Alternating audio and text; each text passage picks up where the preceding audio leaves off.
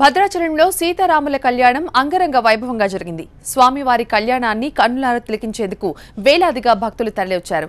భద్రాద్రి రామాలయం భక్తులతో కిక్కిరిసిపోయింది. కేంద్ర మంత్రి బండారు దత్తాత్రేయ రాములోరి కళ్యాణానికి హాజరయ్యారు. స్వరూపంగా భావించి ఆనాడు అతనికంటే చాలా పెద్దవాడైన మామగారు కాళ్ళు కడుగుతారు. పెద్దవాడు పిల్లవాడికి సీతారాముల కళ్యాణంలో ఇచ్చే ఆభరణముల విలువ వెలకట్టరానిదని మనకి చరిత్ర చూస్తే తెలుస్తుంది. రామచంద్రమూర్తికి పచ్చల పతకాన్ని సమర్పిస్తారు. భరతునకు చేయిస్తి పచ్చాల పతకము రామచంద్ర జైల్లో పడ్డాం, రాముడు కాదండి ఇంకో దేవుడు చూసుకుంటామండి అన్నట్టుగా ఉంటుంది మన జీవనాలు, మన భావనలు. ఏదైనా రాముడే, నాకు తండ్రి రాముడే, రక్షకుడు రాముడే, రామచంద్రమూర్తినే అనన్యగతి. భద్రాద్రి రామునికి తెలంగాణ దేవాదాయ శాఖ మంత్రి ఇంద్రకరణ్ రెడ్డి, డిప్యూటీ సీఎం కడియం శ్రీహరి పట్టు వస్త్రాలు సమర్పించారు. సీతారాముల కళ్యాణోత్సవానికి హాజరు కావడంపై ఆనందం వ్యక్తం చేశారు.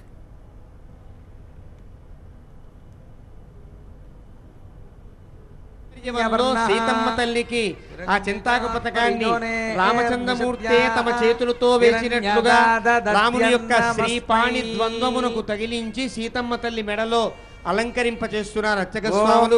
కరతాళ ధ్వనులతో ఈ కార్యక్రమాన్ని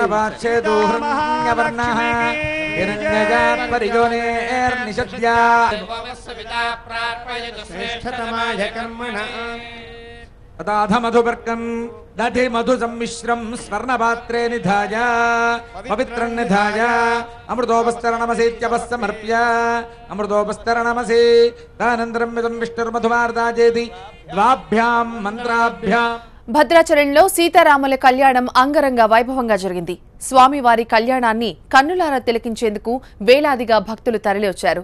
భద్రాద్రి రామాలయం భక్తులతో కిక్కిరిసిపోయింది. కేంద్ర మంత్రి బండారు దత్తాత్రేయ రాములోరి కళ్యాణానికి హాజరయ్యారు. రెడ్డి గారు దంపతులు ప్రభుత్వం తరఫున ఇచ్చేటువంటి మర్యాదని, ఆ వస్త్రాలని ఈ మధుపర్కాల సమయంలో రామచంద్ర ప్రభువుకి సమర్పిస్తారు. రామచంద్ర భగవానికి రామచంద్ర ప్రభువుకి సమర్పించారు. ఆ సమర్పించినటువంటి వస్త్రములను రామచంద్రమూర్తికి అలంకరింప చేస్తున్నారు. ఇది మనమిచ్చిన తిరు కళ్యాణ మహోత్సవాఖ్యే కర్మణి కన్యాదాన సమజే మహాసంకల్ప పఠనం కరిష్యే. అధికమైన జాతీయ గీతం లాంటిది మహాసంకల్పం అంటే. ఇందులో మనకు అనేక ఫణి రాజశేషస్య సహస్ర ఫణామణి మండల మండితే వారుణ భరత ఖండాఖ్య నవఖండాత్మకే దండకారణ్య జంబాఖ్యే